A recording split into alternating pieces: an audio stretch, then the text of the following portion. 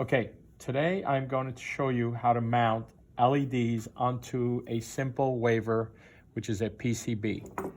The front of it is matted, as you could see. Positive is to the left, negative is to the right.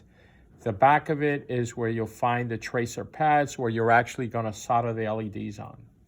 So what you're going to do is you're going to take the green LED, and you're going to place it in the very middle. Remember the polarity. The long one is what? Positive. And then you're simply going to slide it into one of the holes. You're going to go down, I'd say, like 2 holes. Okay, so that's 1, 2. On the third one, you're going to check the polarity again. Okay, and then you're going to slide it down. Let me just move this over a little bit. They're really small, so it's going to be a little tricky. Okay, take your time. Then finally, you're going to take the red LED. Again, polarity, long leg is positive. And then you simply slide this in.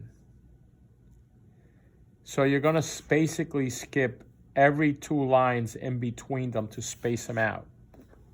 Negative on the right, positive on the left. It's very important that you also test the LEDs with the tester that's at the front desk, just to make sure the LEDs you have are indeed good.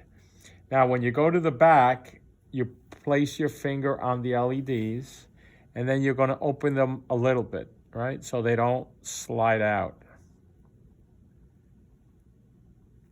And you're going to just open them a little bit so they don't slide out. And then you could just push them down. Okay, just be careful you don't puncture your finger. If you do puncture your finger and you bleed, you need to stop for a second. Tell me about it so that you can clean the wound. If it's very deep, you have to go to the nurse so she can put some cream on it and a Band-Aid. So be very careful with the leads on the LEDs because they're extremely sharp. Once you're done, it should look similar to this, right? And then you're gonna get the clip on the third arm, which we talked about the third arm. And then you are going to solder that. Make sure here they crossed incorrectly. Make sure again that the leads are nice and open like you're seeing here what I'm doing, so that I can come back now and solder.